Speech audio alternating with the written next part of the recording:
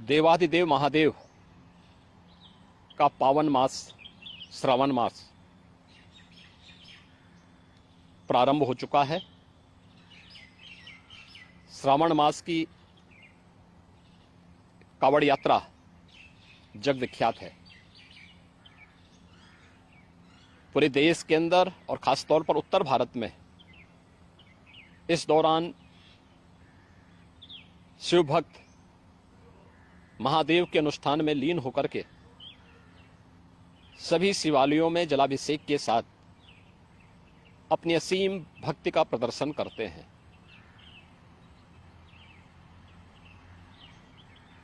केंद्र और राज्य शासन ने मिलकर के श्रद्धालु जनों की सुरक्षा, उनकी सुविधा,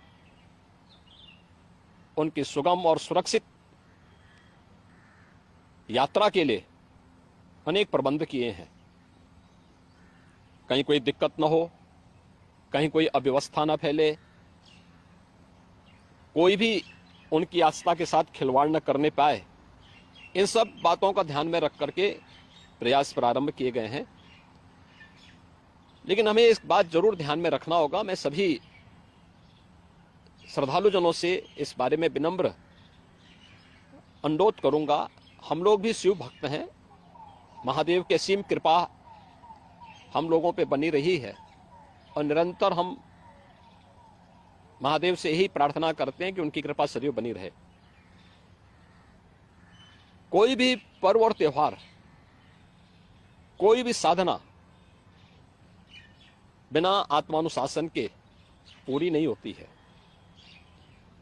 सुगम और सुरक्षित यात्रा के लिए हमें न केवल अंतःकरण से बल्कि बाहरी रूप से भी उस पूरी प्रक्रिया के साथ लीन होना पड़ेगा।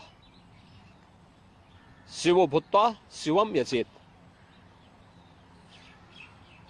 शिव बनने के लिए शिव जैसी साधना भी चाहिए, उस प्रकार का आत्मानुशासन भी चाहिए, और तब यह कावड़ यात्रा न केवल श्रद्धा और विश्वास की प्रतीक के रूप में बल्कि आम जन के व्यापक विश्वास की प्रतीक बनकर के उभरेगी। जैसा कि इस समय हम लोग देख रहे हैं माहौल कि असीम श्रद्धा भाव के साथ जनता जनार्दन, समाज के अलग अलग तबके के लोग उनकी सेवा के लिए तत्परता के साथ कार्य कर रही है। और सरकार ने भी अपने स्तर पर न केवल बेहतरीन पेट्रोलिंग के माध्यम से, स्वच्छता के माध्यम से, स्वास्थ्य की व्यवस्था के माध्यम से शिविर लगा करके भी अनेक प्रयास प्रारंभ किए हैं और आवश्यकता अनुसार ड्रोन और हेलीकॉप्टर से निगरानी और पुष्प वर्षा की व्यवस्था भी इसके लिए की है।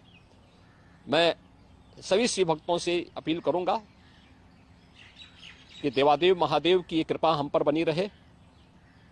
हम व्यवस्था के साथ जोड़ करके इस पूरी यात्रा का न केवल आनंद लें बल्कि पूरी श्रद्धा और विश्वास के साथ आत्मानुशासन का परिचय देते हुए इस पावन श्रावण मास के कावड़ यात्रा कार्यक्रम को सफलतापूर्वक आगे बढ़ाने में अपना योगदान दें। आप सबकी सुगम सुरक्षित यात्रा के लिए मेरी मंगलमय शुभकामनाएं हैं।